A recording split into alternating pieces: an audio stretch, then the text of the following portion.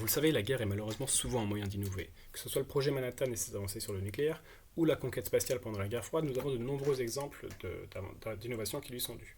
Ce que je montre dans mon mémoire, c'est que durant la Seconde Guerre mondiale, les États-Unis ont été un lieu d'expérimentation pour de nouvelles politiques économiques. Les politiques dites keynésiennes, vous savez, quand l'État est coordinateur et régulateur de l'économie.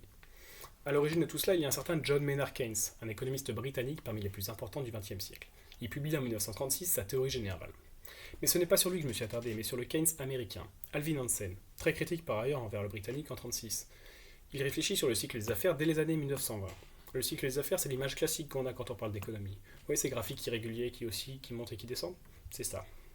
C'est un sujet qui prend une place importante après un événement majeur, la crise de 29, la fameuse crise boursière qui plonge les économies américaines et européennes dans une misère durable et qui participe à la montée des tensions jusqu'à la guerre. Bref, je me suis intéressé à ce sujet puisque, contrairement à ce qui est souvent cru, le New Deal, fait pour lutter contre cette crise, n'est pas une politique keynésienne, puisqu'il commence avant 1936, mais aussi parce qu'il n'a pas suffi pour remettre l'économie américaine sur de bons rails. Contrairement à ce qui est souvent cru, c'est toujours la crise à la veille de la guerre.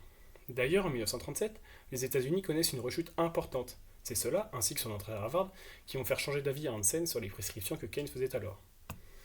Vous savez, la recherche se fait dans des lieux particuliers et restreints, dans lesquels les élèves, des professeurs et d'autres personnes concernées se regroupent pour échanger et réfléchir. En 1937, Hansen et un collègue à lui lancent un séminaire, auquel prennent place de bon nombre d'économistes influents par la suite. Qui ça? Des prix Nobel, des directeurs de banques centrales, d'autres non ronflants de la recherche en économie. Mais je ne me concentre pas sur ces stars, et j'ai centré mon travail sur d'autres économistes, plus dans l'ombre. Parmi les participants au séminaire, beaucoup ont travaillé dans des agences gouvernementales. D'ailleurs, outre les étudiants, des fonctionnaires travaillant dans ces agences venaient participer au séminaire. Et ce qui en faisait une espèce de parcoursup pour accéder à ces instances. Bon, je ne suis pas certain de la comparaison, mais vous avez l'idée. Le séminaire a permis de lier d'un côté les étudiants avec les instances officielles, celles qui mettent en action les décisions, qui les influencent. Le séminaire est comme l'incubateur américain des idées de Keynes. Le travail fait par les économistes dans ces organisations pendant la guerre leur a donné la crédibilité de construire les politiques pour l'après. Par la suite, beaucoup d'économistes passés par le séminaire occupent des postes importants dans ces agences. J'en mentionne plusieurs dans mon mémoire. J'ajoute que l'influence du séminaire se fait sentir au-delà des frontières du Nouveau Monde, puisque de nombreux élèves de Hansen travaillent pour le plan Marshall.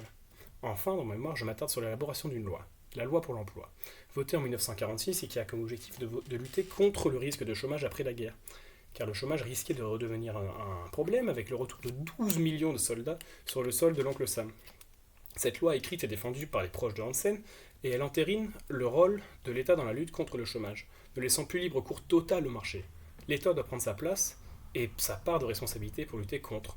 Il lui faut donc fournir un maximum d'emplois.